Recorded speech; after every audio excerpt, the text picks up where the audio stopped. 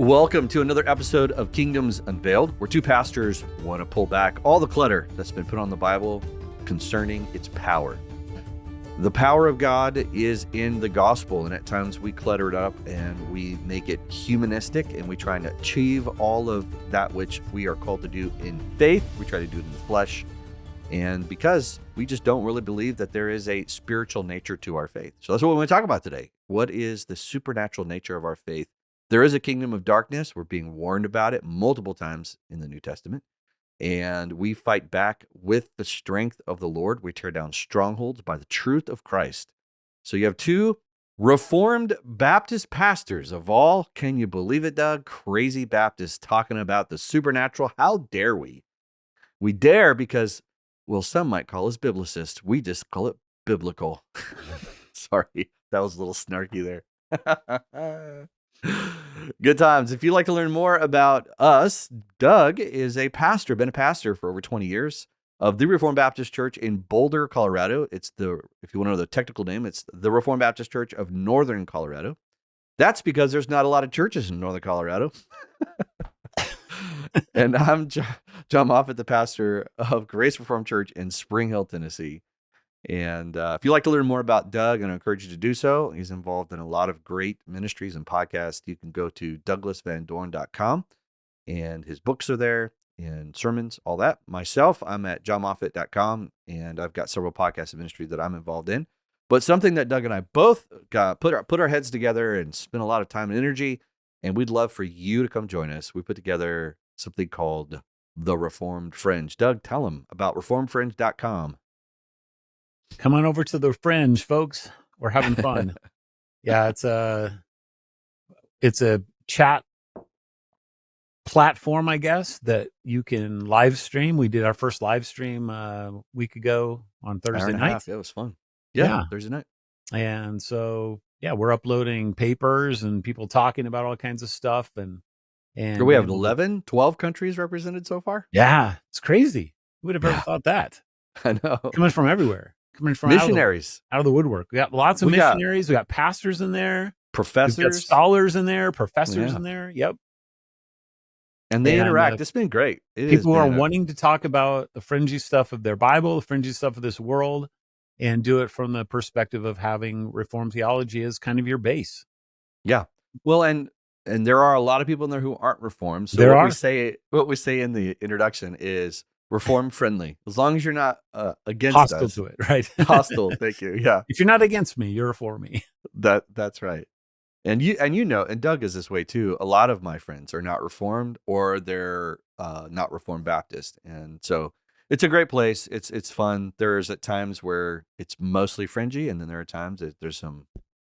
It has way more activity than I ever thought it would have. So if you're looking for a place where you're like, I need to ask questions, I want to be around other people who think this way, they're open-minded. I feel alone in this world. Yeah. Like I don't have anybody to talk to about this kind of stuff. You guys are the only people I know that are talking about it. No, there's a whole world out there, and we're trying to hook people up together so that they can get to meet each other and know each other. We don't call it a safe space. We call it a haven.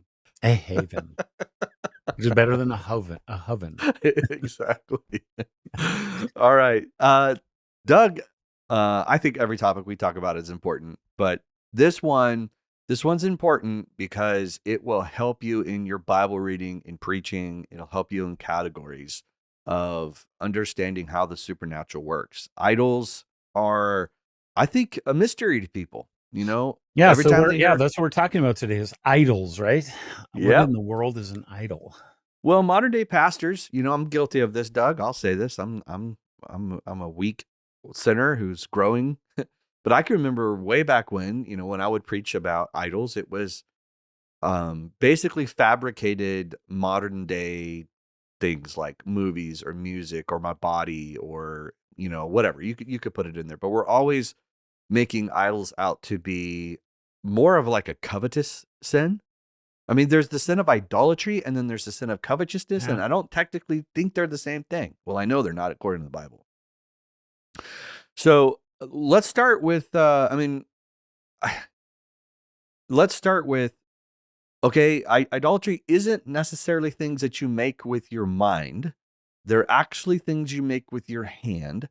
So let's start with a definition, Doug. What is technically idolatry according to Scripture? And then we'll kind of move into the how it's been used in the Bible and help us understand the supernatural nature of it. So it's a good understanding or kind of like starting point of like what's the difference between idolatry and covetousness? I think covetousness encapsulates all the 10 commandments in one way or another. That's kind of why it's there. It's a summary of them all. So you can break any of those commandments as you covet. So that means that the other 9 are specific things, right? That are encompassed in the larger category. That's good.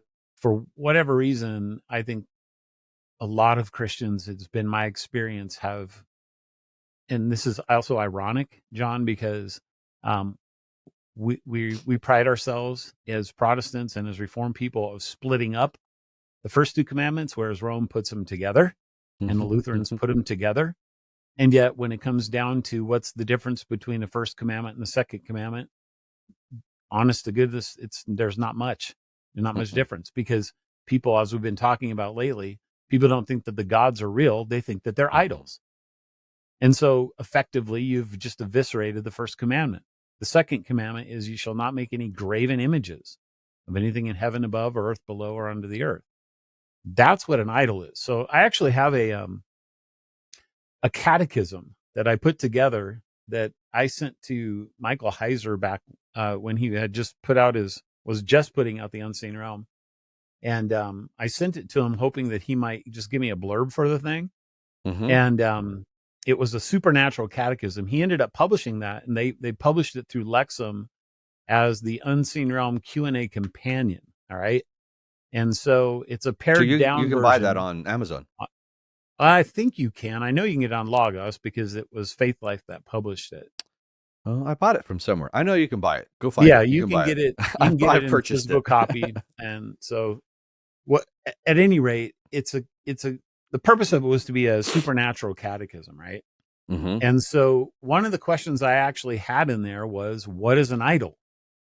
And the answer that I have in the version I'm looking at here is, forbidden for God's people, idols were thought in ancient times to be the bodies or flesh of the gods, conduits to make the gods and demons do our bidding in exchange for worship or veneration.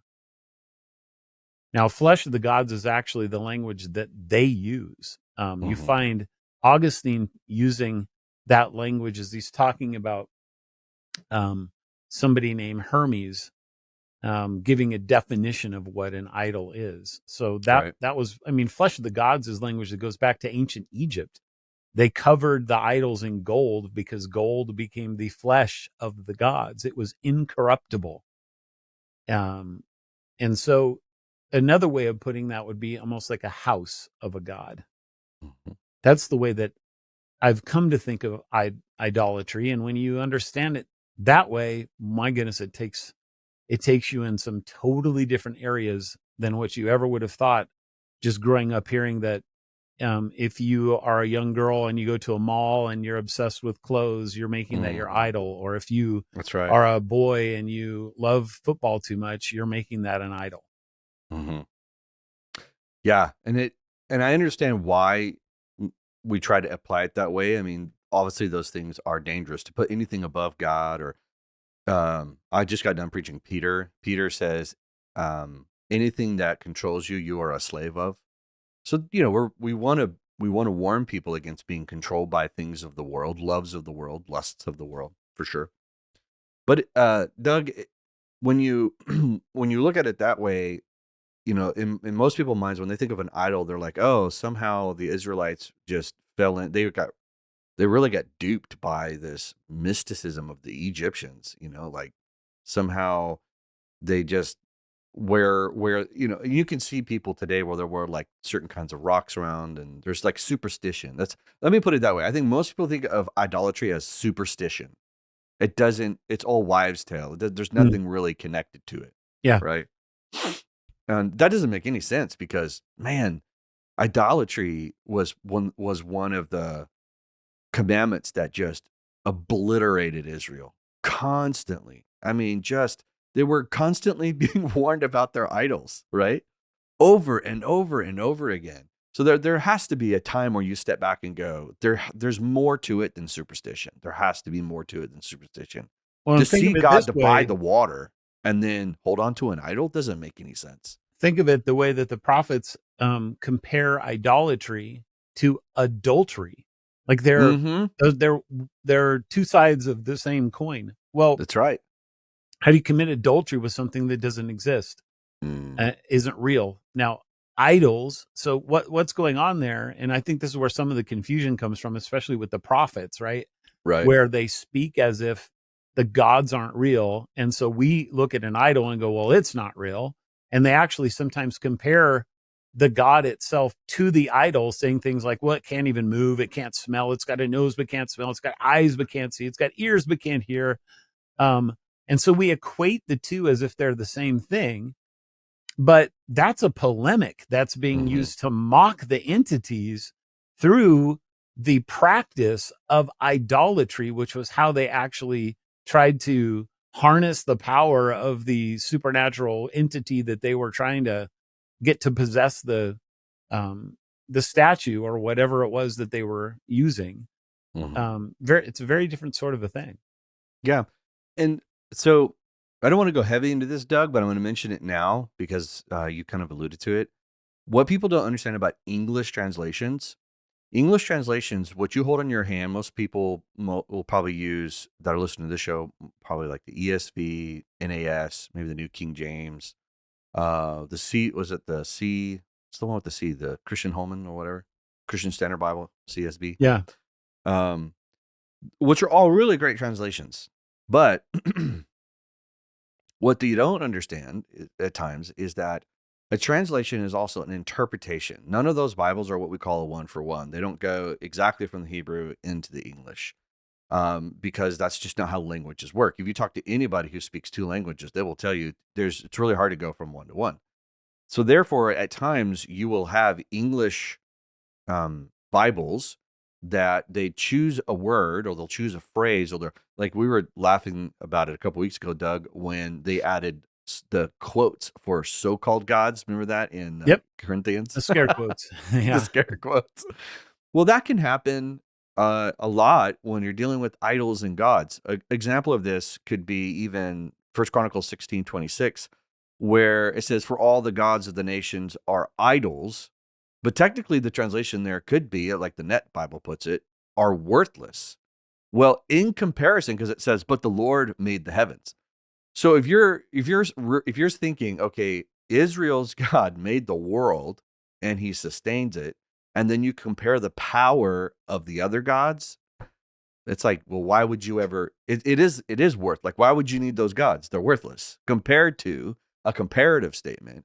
But if you have a theology where in your mind gods are idols and idols are gods, they're synonyms, that's all they are, then that's going to come across in your translations at times, and it's going to be confusing, and it's going to be really hard to understand what the writers are saying and what's going on. So the point of our podcast today is to help you process and understand that an idol technically ends up becoming a tool and a mechanism that helps you tap into the power.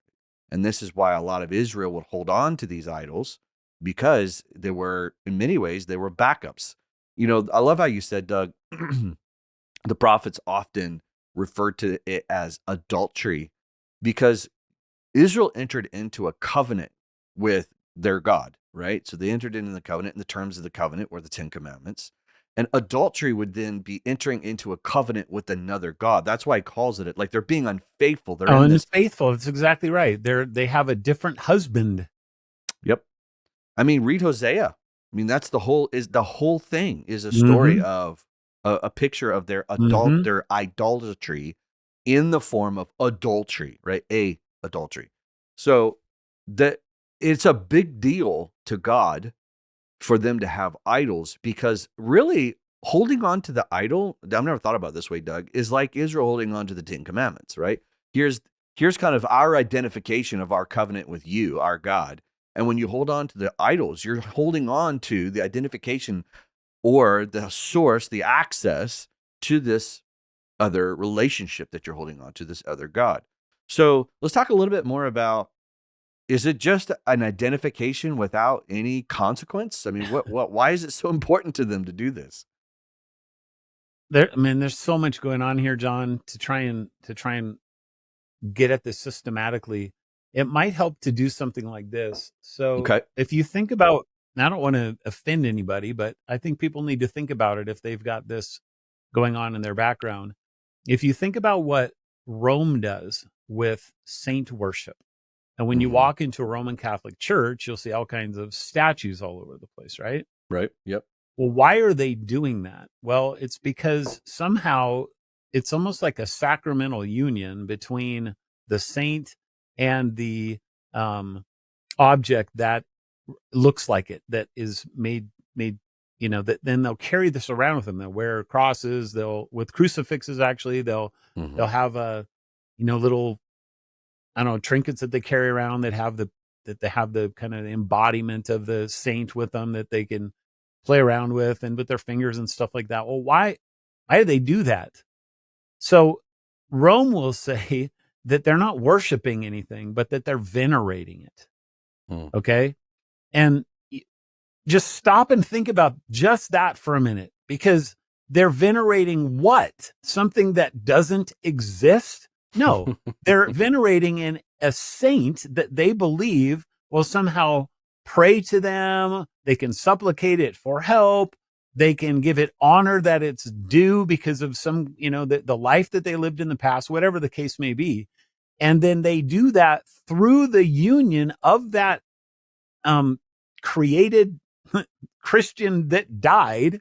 And they do it by uniting that with the physical idol object. Okay. Honest to goodness, when I first started learning about this and I started understanding what the pagans were doing, I said, oh my word, that's literally what Rome is doing with saint worship. It's idol worship. It's the exact same concept. In fact, it wasn't just the gods, but it was actually sometimes a dead family member that they would somehow unite to a figurine, okay, that they would have in their house. And then that would become the idol that they would do. In fact, that's probably what's going on with the teraphim that Rachel has under her saddle when she takes it out of her dad's house. Those are little idols of dead ancestors that they would pay homage to. So listen to John Calvin talking about this. He says the distinction of what is called Dulia and latria was invented. So two Latin terms, invented for the purpose of permitting divine honors or veneration to be paid to angels and dead men with apparent impunity. Latria in Greek has the same meaning as worship in Latin, whereas dulia properly means service, though the words are sometimes used in Scripture indiscriminately. So what they're saying is, well, we're venerating, we're honoring them, we're serving them, but we're not worshiping them. So here's what I find so interesting. We find Dulia and the gods together in the Latin Vulgate in many places. So Exodus 23:33. If you serve their gods, these will be an offense to you. Deuteronomy 28:64. You will serve other gods of wood and stone. Like, this is not a good thing to serve them, which Rome is trying to say, no, that's what we're doing. We're not worshiping them, we're serving them. Like, that's not good. And then you get to something like 1 Thessalonians 1:9. It says, you turn to God from idols to serve the living and true God. Now, you see what I just did there? I've switched from gods to idols, but both of them are serving. So again, it might make somebody think that, okay, well, they must be the same thing. No, the idol is the house that contains the entity that you end up serving. That's the distinction that people have to get through their head, that an idol, so like you could have an idol of Zeus in 100 temples in the ancient Greek world. It doesn't mean you believe there's 100 Zeuses. It means that those are the different houses that have been specially incanted through ritual to be able to allow the entity to somehow come into it. In fact, I have a quote about how they did this. Check this out. This comes from a scholar, last name of Robbins. And he goes, when a non-physical being manifested in a statue, this anchored the being in a controlled location where living human beings could interact with it through ritual performance. In order for human beings to interact with deities and to persuade them to create, renew, and maintain the universe, these beings had to be brought down to earth. This interaction had to be strictly controlled in order to avoid both the potential dangers of unrestricted divine power and the pollution of the divine by impurity of the human world. While the ability of deities to act in visible human realm was brought about through their manifestation in a physical body, manifestation in one body did not in any sense restrict deity, for the non-corporeal existence of a deity was unlimited by time and space and could manifest in all its bodies, in all locations, all at one time, through the statue. I'm going to give you one other quote before we keep talking about this. This from John Frame, and this is actually in his Doctrine of the Christian Life. He says, in paganism, the relationship between the image and the God is more than merely pictorial or even representative. Something of the sanctity of the God attaches to the image itself. In other kinds of paganism, the relation between the image and the God may be thought of as a sacramental conduit of divine influence, or as a representation of the divine, in which case the image deserves reverence because of what it represents. Remember the golden calf incident, right? This is really important for people to get their heads wrapped around. When Israel is in the wilderness and they're at the foot of Mount Sinai and they see at least the repercussions of God being on top of the mountain, because they see the smoke and the lightning and the thunder, and they're terrified down at the bottom. So what did they say after Moses is gone after a few days? They're like, Aaron needed to make us a calf so that we can somehow worship God. And what does Aaron say? He doesn't say, okay, well, we're going to give up this God because he's obviously not real. So we're going to go to some of the old gods of Egypt and I'm going to make a calf and it'll represent them. Which, of course, as everybody says, they're not real either. No, he says tomorrow will be a feast to Yahweh. And then out comes the calf, which represents Yahweh. So what's the point of the statue, John? The statue is that God that's up there on that mountain, we can't control him. He terrifies us. We want you to die when he's around us. If you speak to him, Moses, because if he speaks to us without a mediator, we're all dead. That's what they say at the very end of the Ten Commandments. So they're like, no, let's make this golden calf. And that way, what we can do through incantation or whatever is we can harness that power and we can make it do our bidding and we can give it the worship, him, the worship that he deserves through the image, and the image will mediate for us instead of Moses doing the mediation. It's a way to control the deity. That's what idolatry is.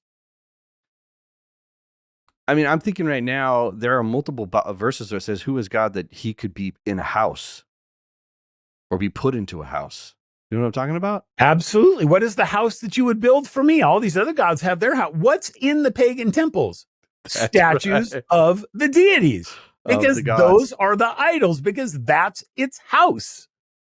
Yeah, and it's transactional in nature. You do something for the god, and then you get the benefits of the power of the gods. Absolutely, and this is why they would have to perform sex magic. This is why they would have to do blood sacrifices, human sacrifices, whatever that particular deity was into. The people would do it, and then the power would come somehow through that ritual, and they would be able to participate in it. Yeah, for sure. And what's interesting is that, I was reading, I forget who I was reading, it doesn't really matter, but they were talking about the plagues and how the magicians somehow used trickery to match Moses's power of Yahweh. And I found it interesting that they wouldn't say gods work was trickery. Moses wasn't using trickery. Yeah. They're but just they were clever magicians that went on Penn and Teller and fooled the crowd. That's right. The way people think about it. So just to help you guys out a little bit, like Beelzebub, we did this a couple of weeks ago, where the king of Moab makes a sacrifice of his son, and then wrath comes upon Israel, and Israel leaves Egypt. Go to the story of Job. I mean, Job is underneath definitely the wrath of the accuser, and his family dies. He gets boiled. So to say that, oh, and by the way, Satan is not the only fallen angel. We don't even know how many they are, and that's not even a question. Okay, so if Satan has power, he's a fallen angel. It's safe to say that there is, and the Old Testament, Doug, does not have a problem naming names of these other gods, like female and male names. And what Israel had was representation of these gods. This is why the prophets would know what gods they were dealing with, because you went into that land, you took their gods. Mm-hmm. I see the idols in your tent. I can see them. We need to gather them and burn them. But this is going back to the law. And again, all we want you to understand is that the Bible is full of these warnings because they're real. This is Deuteronomy 18:10. Just listen for a moment, okay? There shall not be found among you any who burns his son or his daughter as an offering. Now that is just nuts on our mind, Doug. Yeah. Right?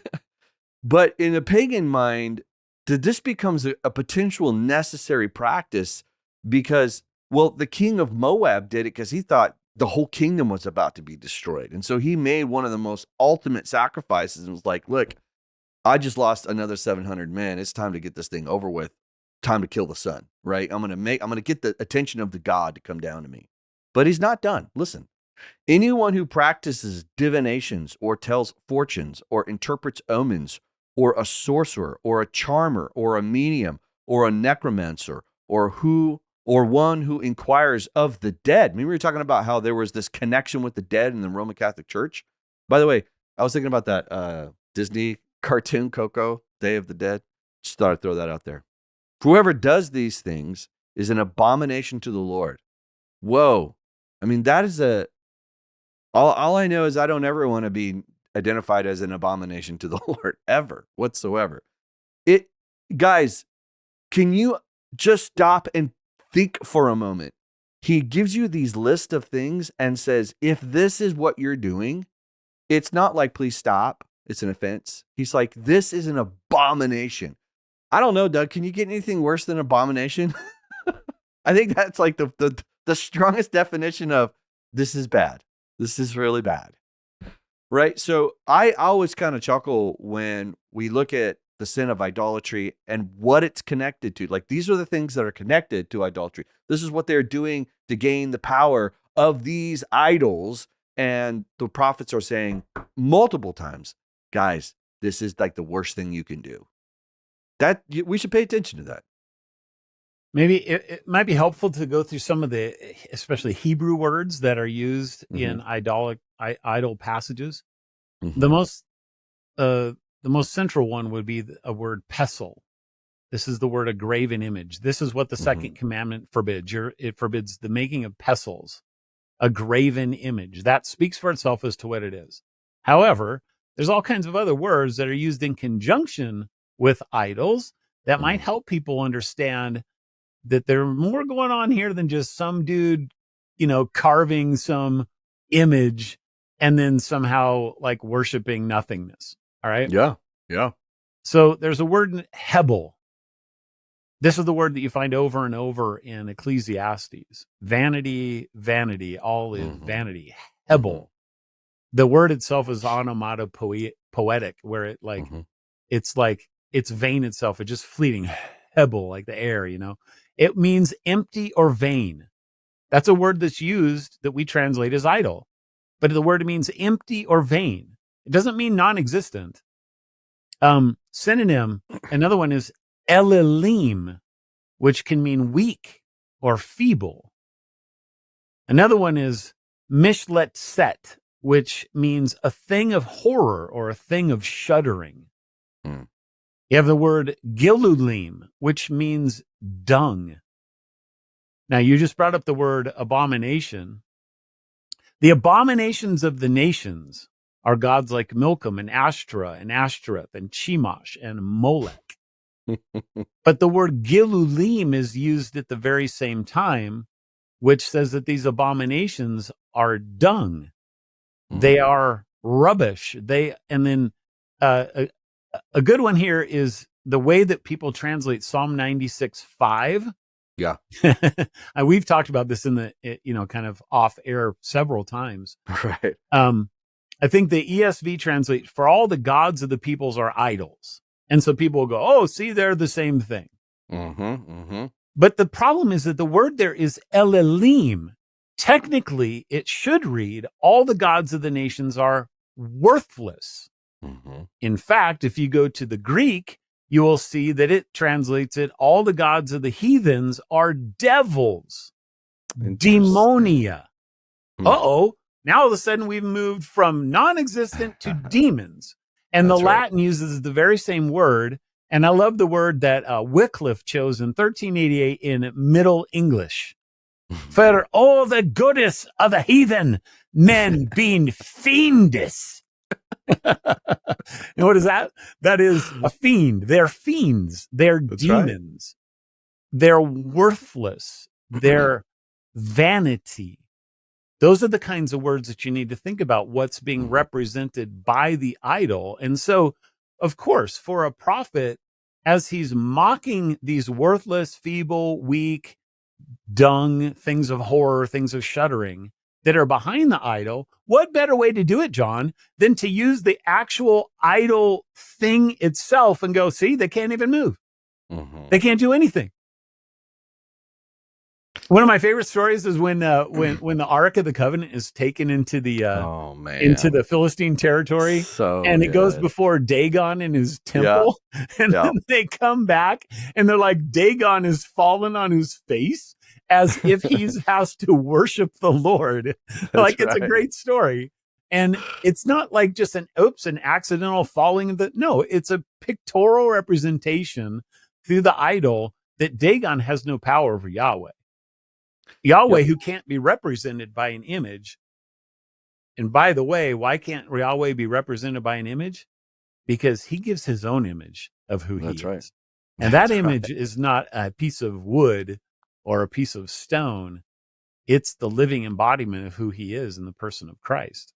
Doug, why you always got to bring it back to Jesus? Like, what's up with that? I know. I don't know. Hey, go ahead. No, it's fine. I was going to be snarky, so go ahead. It's okay. This podcast can handle it. No, I think it's interesting is that Paul even makes this connection. I don't know if you were going to go here, but Paul talks about when they make sacrifices to idols. What does he say? You're making no. Hold on. Let me correct that. He says you're fellowshipping with demons. With demons. Yeah, 1 Corinthians, do not be idolaters, 1 Corinthians 10:7. But then 10:19, what do I mean? That an idol is anything? So he's giving you the impression that an idol isn't anything. But then one verse later, he says, but I just want you to remember that what pagans sacrifice to, they sacrifice to demons and not to God. I don't want you to have fellowship with demons. And puts that in the context of the Lord's Supper. It's right. Because when we partake of the Lord's Supper, we have this participation. That's how Paul describes it. It's koinonia. It's communion. Fellowship. That's literally what it is. So he's saying you cannot commune with God in the spirit realm, in the spirit within your soul, and be communing with demons. So when you say, making an idol out of football, that's not what they had in mind. What they had in mind was, you are literally on purpose attempting to commune, have partnership, receive. Listen, why do we take communion, Doug? We want the benefits of God. Like, we want those benefits towards us. Then why were they making sacrifices to idols? They wanted the benefits of the demons. They wanted the benefits of the power of the gods. And they could get those powers because they existed. And that's the thing that if we are trying to convince you of anything, is that idolatry isn't just the worship, the like the madness of thinking that you have superstitious result. I won't be in a car accident today. It's almost like a lot of what the Catholics do with the certain necklaces that they wear with the charms of like this saint and that saint. Like this is the saint of like, whatever. I won't be in a car accident today if I wear this omen. That is not what's happening. Go ahead. Well, what I was going to say is actually the ancient world with their demons. That's exactly what they were doing too, though. Like they would like protect me. They would do an enchantment, they would do an incantation, and then they would have their little idol, and the idol would be a protecting sort of a deity. That's what I'm saying is that it's not a good thing what Rome did in making saint veneration the exact same practice as what the pagans did with idols. In fact, I don't know if you know this, but and I'm not trying to justify what the Orthodox do, but prior to the big split in what is it, the 11th century between the East and West in the church, there was 200 years of fighting over iconoclasm. And what in the world should the church do? And they actually held councils to talk about this, because what the East saw was that the West was creating actual physical 3-dimensional statues, and they very strongly believed that was forbidden by all the Old Testament. And they're like, all we're doing is painting on a wall the picture of the saint, and you don't get the same in their mind.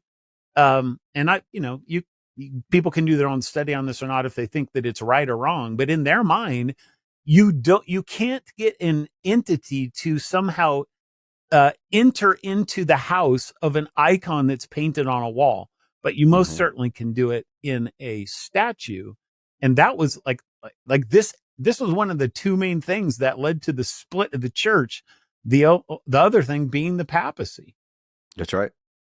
So I mentioned this to you earlier, Doug, and we can shift and talk about this now. One of the things, if you pay close attention, those who are loyal to Yahweh, his angels, his principalities, they are quick to keep anyone from worshiping them. Don't worship me. We are here to worship the King of Kings and the Lord of Lords. But those who have rebelled, what was one of the temptations? I will give you the worlds. I will give you Rome. I will give you the kingdoms. I will give you everything that I have authority over. Worship me. The gods want to be worshiped like Yahweh. They want to feel that significance. And so you'll see them, they constantly mimic Yahweh. They create for themselves a house, they demonstrate their power, and they want praise. So all of these Israelites, these millions of Israelites that come out of Egypt, and they're holding on to these idols, you mean to tell me that the God that represents those idols isn't feeling significant? It's like, look how many of them have my idol. Like, look at how many of them have my house. Like there is a significance to that. And it's interesting where God will come in and mock them and obliterate them and utterly destroy them. So I'll give you an example. He pulls them out of Egypt. This is Deuteronomy. Make sure I get the I forgot the section where I have it right here. Okay, so this is Numbers. Sorry, not Deuteronomy. This is Numbers 33, and he's reflecting on what happened during the Exodus, and it says, while the Egyptians were burying all their firstborn, whom the Lord God had struck down among them. So this is God's judgment upon the humans. Then it says, on their gods also the Lord executed judgment. Nowhere in the Bible ever do you see God executing judgment on idols. It's important for you to understand that. He executed judgment on beings who had not only falsely taken the worship of Egypt, but also had taken the worship of the Israelites, and God executed judgment on them for it and said, you will punish for this. Now, what he did, I don't know. I mean, is this Psalm 82? I don't know. I mean, we don't know. We don't know what the execution of the judgment is there. But it's mentioned twice in Exodus 12, 2 or 12:12, it mentions the same thing, that he Well, executes judgment on them. Yeah, so the judgment on the gods there is the 10 commandment or the 10 plagues. Right. Oh yeah, exactly. I Right. totally forgot about So that. each of those plagues corresponds to one of the different deities of Egypt. And what God is doing is he's showing himself to be powerful over the god of the river, over the god of pestilence, over the god of the firstborn, all those kind of, death. Mot, I think, is the god of Mm-hmm. death in Egypt. Mm-hmm. And the point is, like, think about this. If God is showing himself to be superior to entities that don't exist, what is the point? But he's showing himself powerful over the gods, and he judges the gods as he does it. And like you said, you can destroy an idol. That happens all the time in the Old Testament. Sure. But you don't judge an idol. It can't judge any It'd be like walking object. up to my front door and say, "I judge you, house." Maybe the Amityville horror house. That's like the only one you can do. But guess what? That's because it's possessed by demons. That's right. That's right. Yeah, Psalm 97:7. This is where hopefully these verses will start having more of a full picture for you. All worshipers of images are put to shame, who make their boast in worthless idols. Now, Doug, why would they boast in a worthless idol? Because that's where you think your power is, right?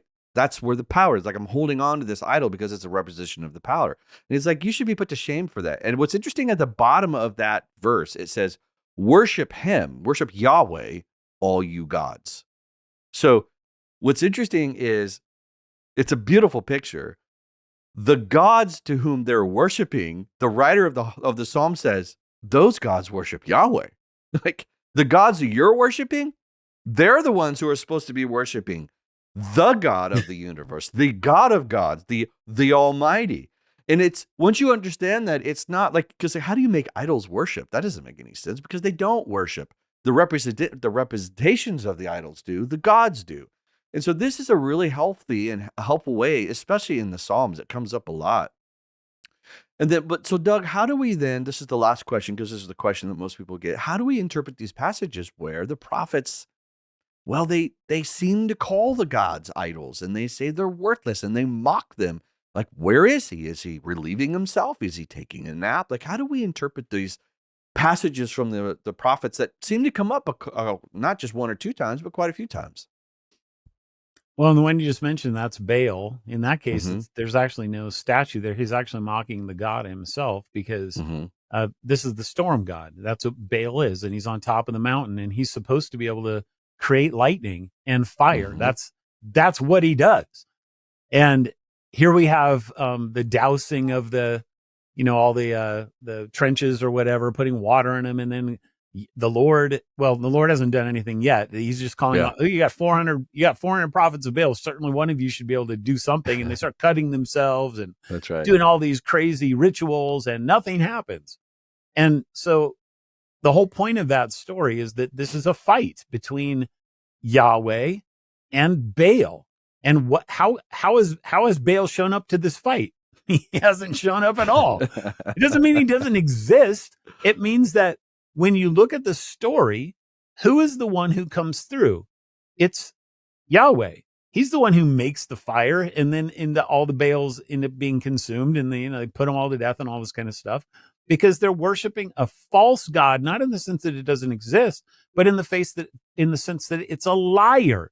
When we say somebody is false, we don't say you don't exist. They don't exist. Yeah. We say that you're a liar. This is the language that Tolkien uses in The Lord of the Rings with Gollum. He's false. He's treacherous, right? So we need to be thinking about the other uses of words than what has come into the modern vernacular as we think about something like false, as we think about worthless. And, it also helps to go back and just know what the Hebrew word or the Greek word is that you're looking at. Can be very helpful, as we've pointed out already. So, it's a mockery. The prophets are mocking the gods. So we know that there's communication amongst the spirit realm, and they travel and that kind of thing. Can you imagine, like, hey, Baal, you got called out, man. Who called me out? well, the prophet of Yahweh. Oh, I'm not going for that. I'm not going. So he's like, hey, where is he? Why isn't he here? It's like, he's not shown up because he knows who his opponent is, and there's no way he's going to win. Daniel 4:35, one of my absolute favorite verses in the Bible. All the inhabitants of the earth are accounted as nothing, and he does according to his will among the host of heaven. Right. And among the inhabitants of the earth. Isn't it wild how often, John, that they actually say the host of heaven or the heavenly things and the earthly things? Why do they do that if there's nothing up there to worry about? That's right. Well, then Paul does the same thing in Romans. He's like, look, don't worry about it. Nothing can separate you from the love of God because there's nothing more powerful than God. We don't believe that there's, the power of Satan and God's really worried about him. I think what's interesting about that particular story, and it's interesting, Doug, where we forget Job. We forget that story. We forget the story with Jesus on the mountain with Satan, and he offers him all these powers. And then yet we look at the prophet and say, see, it doesn't exist. It's like, well, they do exist. The point of it being is that there's nobody going to show up to fight God or Yahweh. It's not going to happen. I mean, that you know that there was a host of spiritual beings all sitting around going, oh man, this is really sad. We're really getting made fun of now. And all the ones who are showing allegiance to Jesus, they're like, this is awesome. They should be mocked. They should be made fun of, those rebels. In my mind, because like Paul talks about, they look into it and they watch, and there's this intrigue about what's happening. That's what's going on. It's not, oh man, this is a really hard passage to interpret. I guess the gods don't exist. There's no God that was going to show up. Not one was going to show up to fight him. It's just not going to happen.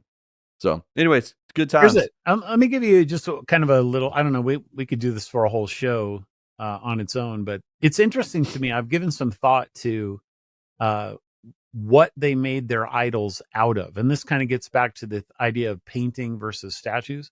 Mm-hmm. So in the scripture, it's always two mediums. It's either wood or stone. Mm-hmm. That's it. And in fact, the Canaanites talk about the whisper of tree and the whisper of stone. Mm-hmm. Like, what is going on there? So just a couple things to think about. First of all, is that several of the words for trees start with L, which is exactly what God starts with. His name is either El or Elohim or Elyon. You have this really wild place in Exodus 15, in where the Israelites camp right before they go in to be tested, which is really curious, at Elim. Elim means gods, but there's a play on word there, wordplay on Elim, because they're there around 70 palm trees and 12 springs of water. Well, 70 is the number of the divine council, and it's palm trees. Why? Because this becomes the launching place of the temptation. They're like sitting there right in the midst of the divine council of gods at Elim, about ready to go into the wilderness of Sin, where the whole manna story will come. And will they believe God or will they not? Will they test God? Right. What's going to happen? And it's a mockery, and it's using trees to do it. And somehow, in my mind, there is a link between, I don't know what it is, but there's a link between the medium of the trees and stones and what the gods are. And just to kind of confirm that, I want you to think about God himself. Jacob calls him the stone of Israel. Moses calls him the rock. Daniel calls him, in Daniel 4, he says he sees a giant mountain that comes as it's rolling down this hill, more rock stuff, the rock of ages. This is what Jesus is. Secondly, think about tree stuff with God. I think Amos calls him like a pine tree. And Jesus is the branch of Jesse, the shoot that comes up out of the remnant, all this kind of stuff. Why? Because somehow there's some kind of a weird link going on. The pagans understood that, and they were using those mediums to help contain the gods, but God is uncontainable, and so you can't control him. You can't put him in any kind of a statue. And like we said earlier, which I think is the best way to cap off any discussion with idols and images, is that Jesus is the image of the one true God. He gives us the image of himself. We don't go looking for images to try and figure out how to contain him or emulate him or anything like that. Do you think Tolkien and Lewis picked up on this? Because you remember, it's like I think it's in C.S. Lewis, and he says some of the trees are loyal to the White Witch. Yeah, I don't have it. They would have understood this. Yeah. Well, then, yeah, that's interesting. Just thought I'd throw that out there. That's fascinating. Well, hopefully this is helpful. It's a starter conversation. We're hoping to build and keep growing and keep expanding, and ultimately we want you. And I love how Doug did this at the end. We just want you to be more and more intrigued with Jesus Christ. Like that's all of idolatry, adultery, all of this sorcery. It's all to pull our hearts and our minds away from the true power. Listen, once you understand how powerful God is, what does Paul say? The gospel is the power of God. Like, we don't need idols. We don't need the ways of the world. You can have the power source of the loving and all gracious and powerful God in the person of Jesus Christ, in the good news of who he is. And for people trapped in idolatry, John, like real idolatry, and there's real people that are in cultures around us. Maybe somebody God will bring them to listen to this episode. I don't know.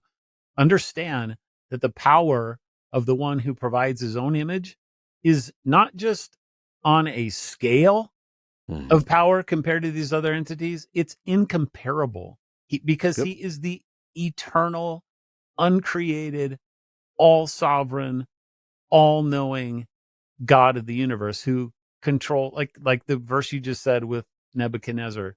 No one can hold back his hand or say to him, "What have you done?" No one in heaven, no one on earth. And fleeing to the arms of Jesus himself, who is God in the human flesh. And if you've seen him, you've seen the Father. It's an incomparable power. And he has infinite power over anything that anybody has ever been trapped in with regards to these evil, dark, pagan practices. The People creator, need to know that. That's right. The creator, sustainer, and judge of the world. No one can have that title but one. So don't really want to worship any other gods, especially when he tells you not to. Probably want to pay attention to that. So what a fun discussion. We always post the episodes when they launch inside the Fringe so we can talk about them, which I completely forgot to do that. So I need to do that today. Anyways, come and join us. We'd love to have your conversations in the Reformed Fringe.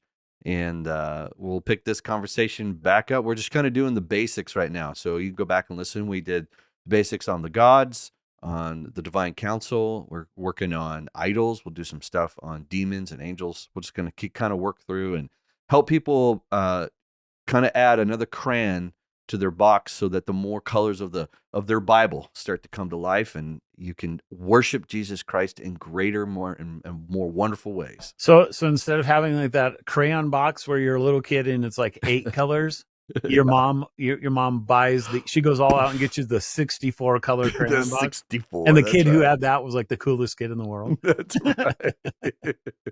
Could I have the 9 different colors of yellow, please? All right. Thank you for listening, and God hopefully encourages you. And if you're not a part of a good church, please go do so, because what Doug and I truly believe, that the power of God is in the preaching of the gospel. So go hear the gospel preached this weekend. God bless you.